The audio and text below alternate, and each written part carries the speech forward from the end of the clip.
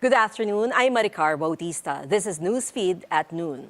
The President's order to ban Philippine offshore gaming operators or POGOs finally takes effect this year, as licenses of remaining POGOs will be revoked today. Philippine Amusement and Gaming Corporation or PAGCOR Chairman and CEO Alejandro Tenco earlier said there will be no renewal of permits next year. On Wednesday, Tenco said there are only 7 POGOs with active PAGCOR licenses.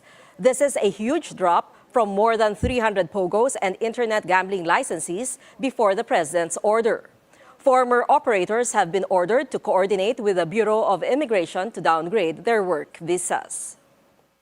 Wala pong meron ng may lisensya pagtuntong po ng January 1, 2025. So, kung meron pa dyan magsasabing sila ay nagpapatuloy na maghanap buhay or ng kanilang operation dahil meron silang valid PAGCOR license, hindi po totoo yun. Over 11,600 corporations may be suspended by the Securities and Exchange Commission due to failure to submit their annual reports. The revised Corporation Code mandates all corporations to submit annual reports. And under the Securities Regulation Code, the SEC has the power to suspend or revoke the registration of corporations that fail to comply with reportorial requirements. Records of the SEC show as of October 31, 11,677 corporations failed to submit their annual financial statements and general information sheets for 8 years, from 2015 to 2022. The SEC is calling on these corporations to avail of the Enhanced Compliance Incentive Plan to avoid having their certificates of incorporation suspended. 2 weather systems are affecting Luzon today. The Shear line is bringing scattered rains and thunderstorms to Bicol region and northern Samar. Pag-asa warns residents about possible flash floods and landslides in these areas. Meanwhile, Metro Manila and the rest of Luzon are under the influence of the northeast monsoon or amihan, leading to partly cloudy skies with isolated light rains. Residents in northern and central Luzon should take precaution as strong to gale force winds are expected, creating rough to very rough sea conditions. Build more bridges of goodwill. That's the priority of newly consecrated Cardinal Pablo Virgilio David, the 10th Filipino cardinal in history. The highlights of his Thanksgiving Mass in Caloocan in this report from Just Ignacio of Abante Radio. There was a warm welcome for the homecoming of Cardinal Pablo Virgilio David at the San Roque Cathedral Parish in Caloocan. He led a Thanksgiving Mass to express gratitude for his appointment as the 10th Filipino Cardinal. Despite the long travel, it was not evident on Cardinal David, even though he had just arrived from the Vatican where Pope Francis officially consecrated him as a cardinal on December 7. According to Cardinal Ambo, this occasion is significant and should not be postponed, especially with the Simbang Gabi tradition approaching, a practice deeply valued in the Filipino faith. We had to do this Thanksgiving kasi sa Sunday magmimisa yung mga pare at magsisimbang gabi na. Kaya sunod-sunod na yung puyat, no? Kaya minsanan na lang.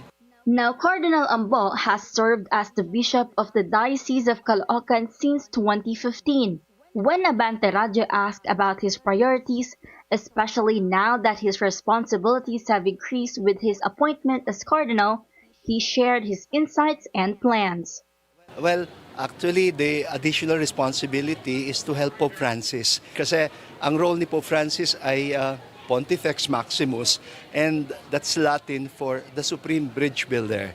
Dito sa mundo, masyadong maraming mga walls. I think we should demolish the walls that divide us and build more bridges of goodwill among ourselves. Which he also shared to the public in his homily. The Church's mission is not about promoting a religion in this kingdom of God. We don't build it ourselves.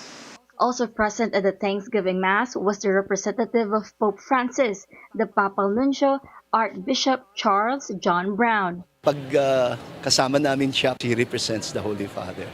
Also in attendance were local officials from Caloocan, Malabon, and Navotas. Cardinal David also reminded the priest about the importance of preparing for the start of the traditional Simbang Gabi, a cherished Filipino tradition during the Christmas season. Paanyaya ko lang sa lahat ng kaparian, they are captive audiences, no? Nagsalita yung pare, hindi lang yung sarili niyang kuro-kuro o haka-haka ang sasabihin, kundi salita talaga ng Diyos. According to Cardinal David, religion should not be a basis for unity in striving for peace in throughout the nation. Just Ignacio, Abante Radio. Is it true that actress Sunshine Cruz is the new lucky charm of billionario Antong? Viral videos on social media show a man and a woman, allegedly Ang and Cruz, kissing and hugging in several cockfights. The pair did not seem to mind the onlookers who cheered after their public display of affection. BNC could not independently verify these videos. Cruz and Ang have yet to confirm their relationship status.